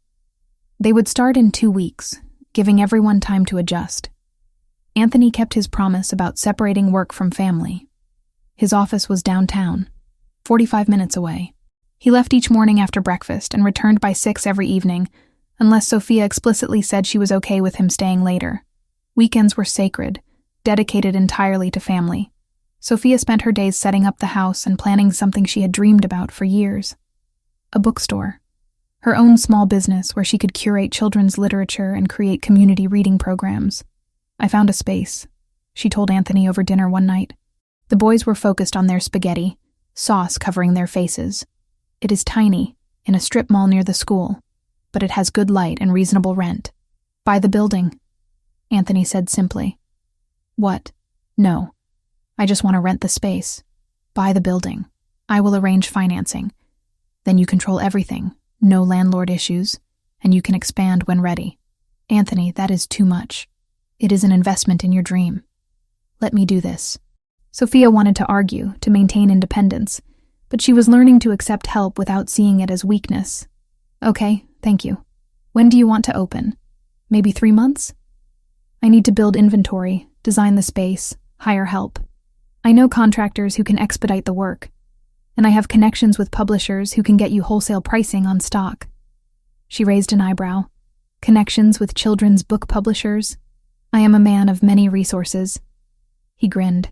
Also, I may have spent the past month researching the independent bookstore industry because I knew you would want to do this eventually.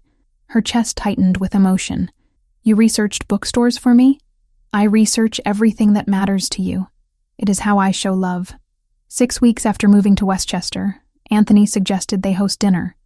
Not business associates or casual acquaintances. Family. Your father and Ashley, he said while they prepared lunch. I think it is time they met their grandchildren properly. And time for you to reconnect face to face. Sofia's hands stilled on the sandwich she was making. She had talked to Ashley regularly since returning to New York, but seeing her family in person felt huge. I do not know if I am ready. You are ready, and the boys deserve to know their grandfather and aunt. What if my father judges me for running, for keeping the twins secret? Then I will remind him that his gambling debt created this situation, and he has no room to judge anyone. Anthony's voice was firm, but I do not think he will. From what Ashley tells me, he has spent 3 years regretting how things happened. Sofia looked at him. You talk to Ashley? Occasionally. She wanted updates on you and the boys once I found you.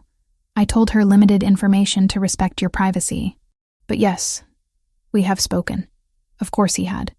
Anthony managed every detail, protected everyone he loved, thought 10 steps ahead constantly. Okay, Sofia said. Let us do dinner. Here, next weekend. I will arrange everything. The following Saturday, Sofia was a bundle of nervous energy. She changed outfits 3 times, cleaned the already clean house twice, made enough food to feed 20 people even though only 4 were coming. They will love you, Anthony assured her, catching her as she obsessively straightened couch pillows. You are their daughter and sister. Nothing changes that. Everything has changed. I left for 3 years, had children they knew nothing about, built a life without them. Because you were protecting yourself and your sons. They will understand. The doorbell rang at exactly 6. Sofia froze.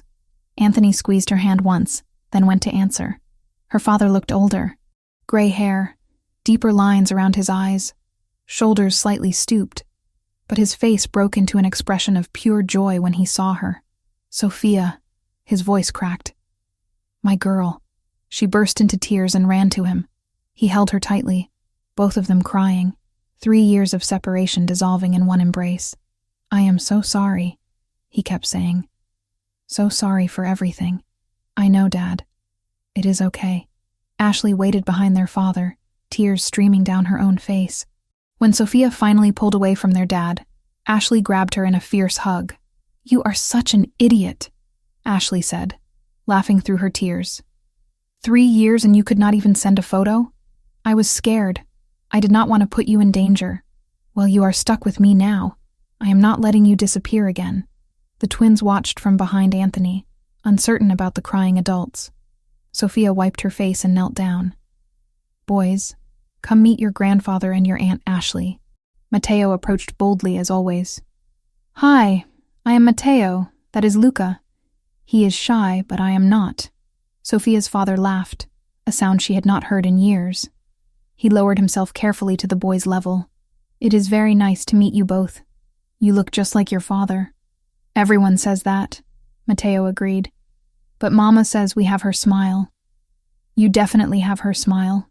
Her father looked up at Sofia with shining eyes. They are beautiful, sweetheart. Absolutely beautiful. Ashley was already kneeling beside Luca, who seemed fascinated by her colorful scarf. I am your Aunt Ashley. I teach 2nd grade, so I am pretty cool with kids. Want to see a magic trick? Luca nodded, and Ashley produced a quarter from behind his ear. Both boys squealed with delight. Dinner was chaotic and wonderful. The twins performed for their new audience, showing off drawings and explaining their school in elaborate detail. Sofia's father told stories about Sofia as a child that made everyone laugh. Ashley fit into the family dynamic immediately, teasing Anthony and playing with the boys like she had known them forever. After dinner, while the boys played with Ashley in the living room, Sofia found herself alone with her father in the kitchen while they cleared dishes. I need to say something, he started. What I did, forcing you into that marriage to clear my debt. It was unforgivable. Dad, please let me finish. He set down the plate he was holding. I have spent 3 years knowing I sold my daughter to save myself. I destroyed your life because I could not stop gambling. No apology will ever be enough. You did not destroy my life. Sofia glanced toward the living room where Anthony was laughing at something Ashley said. That marriage saved me in ways I did not understand at the time. How can you say that after everything? Because I love him. I love our sons. I have a life I never imagined possible. She took her father's hand. Yes, the beginning was wrong. The circumstances were terrible. But Anthony has spent years proving he deserves a second chance. I think you deserve one too. Her father's eyes filled with tears. I do not deserve your forgiveness. Maybe not, but I am giving it anyway. Because holding on to anger hurts me more than it hurts you. Because I want my children to know their grandfather. Because family is complicated and messy, and sometimes we have to choose grace over grudges. They hugged again, and Sofia felt another piece of her past settle into place.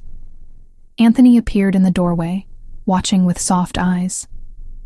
When Sofia's father left to rejoin the others, Anthony pulled her close.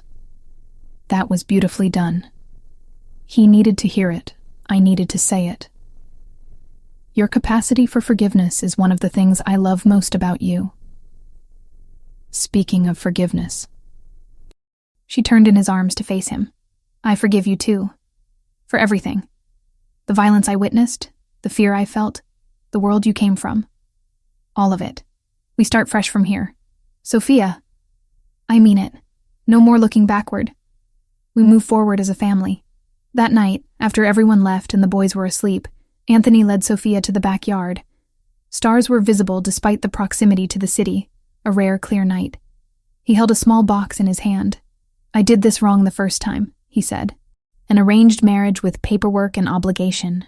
No romance, no choice. Anthony, what? He opened the box. Inside was a ring with a deep blue sapphire surrounded by small diamonds. Simple but elegant, clearly chosen with care. Sofia Turner. I am asking you to marry me again, not because of debt or arrangement, not because we have children who bind us, but because I love you with everything I am, because you make me want to be a better man, because a life without you is not a life worth living. He knelt on the grass, holding the ring up to her. Will you marry me? Choose me? Build a future with me that we both want? Sofia could barely see through her tears. Yes, 1,000 times yes. He slid the ring onto her finger, then stood and kissed her with all the passion and tenderness of 3 years apart. When they finally broke apart, both were crying and laughing simultaneously. I chose this sapphire because it reminded me of the sky the night I first told you I loved you. Anthony said. Deep and infinite and full of possibility. It is perfect. You are perfect. I am far from perfect, but I am yours. They married 6 weeks later in a small ceremony at the house. Immediate family only. Sofia's father walked her down the makeshift aisle in their backyard. Ashley stood as maid of honor. Luca and Matteo served as ring bearers, taking their duties very seriously. The ceremony was simple but meaningful. Sofia wore a cream dress, elegant but not ostentatious. Anthony wore a dark suit and could not stop smiling. When they exchanged vows, neither used traditional words. I choose you, Sofia said. Today and every day, in light and darkness, in peace and chaos. I choose us. I promise to protect you, Anthony replied. To honor you. To be worthy of the gift you have given me. I promise to be the man our sons can look up to and the husband you deserve. I promise to choose love over everything. When the officiant pronounced them married, both boys cheered loudly. Everyone laughed. Anthony kissed his wife like she was air and he was drowning. The reception was dinner and dancing in their backyard. Simple. Intimate. Perfect. 1 year later, Sofia stood in the living room of their Westchester home, hand resting on her very pregnant belly. The bookstore was thriving. The boys were excelling in school. Anthony came home every evening at 6. Life had found a rhythm that felt sustainable and joyful. Mama, when is our sister coming? Matteo asked for the 100th time. Soon, baby. Very soon. I am going to teach her to read, Luca announced seriously. That is what big brothers do. She is lucky to have you both. Anthony wrapped his arms around her from behind, hands joining hers on her belly. How are you feeling? Tired? Happy? Ready to meet her? Have you decided on a name? They had narrowed it down to 3 options, unable to commit to just one. I think Rosa, Sofia said. After your grandmother. The woman who taught you that strength and gentleness can coexist. Anthony went very still. When he spoke, his voice was thick with emotion. She would have loved you so much. I wish I could have met her. She would have said you have a good heart and strong hands. The highest compliment she gave. 2 weeks later, Rosa Elena Colombo was born at 7 pounds, 3 ounces. She had her mother's green eyes and her father's dark hair. Her brothers were immediately obsessed, arguing over who got to hold her first. Sofia watched her family gathered in the hospital room, Anthony holding their daughter with infinite care. The twins pressed close, staring at their sister with awe. Her father and Ashley cooing over the newest addition. This was everything she had run from 3 years ago. Family. Connection. A life built with the man she loved despite impossible circumstances. And she had almost lost it all because of fear. What are you thinking? Anthony asked, noticing her expression. That I am grateful I ran. Because it forced you to change. But I am more grateful that you found me. Because I cannot imagine life without this. You will never have to imagine it again. We are bound now. Forever. Forever. She agreed. Little Rosa made a small noise, and everyone laughed. The future stretched ahead. Uncertain, but filled with possibility. Sofia had learned that love was complicated, that families were messy, that sometimes the scariest choices led to the greatest rewards. She had run away pregnant with his twins. He had tracked her down and refused to let her keep running. And somehow, impossibly, they had built something beautiful from the wreckage. Not perfect, but real. And that was more than sufficient. If you enjoyed this story, take a moment to subscribe to the channel. That is how I will know you truly appreciated it. Even if you are watching on your television, grab a second to join this family of listeners who love emotional and powerful stories. Your support means everything, and it helps us bring you even more tales like this one.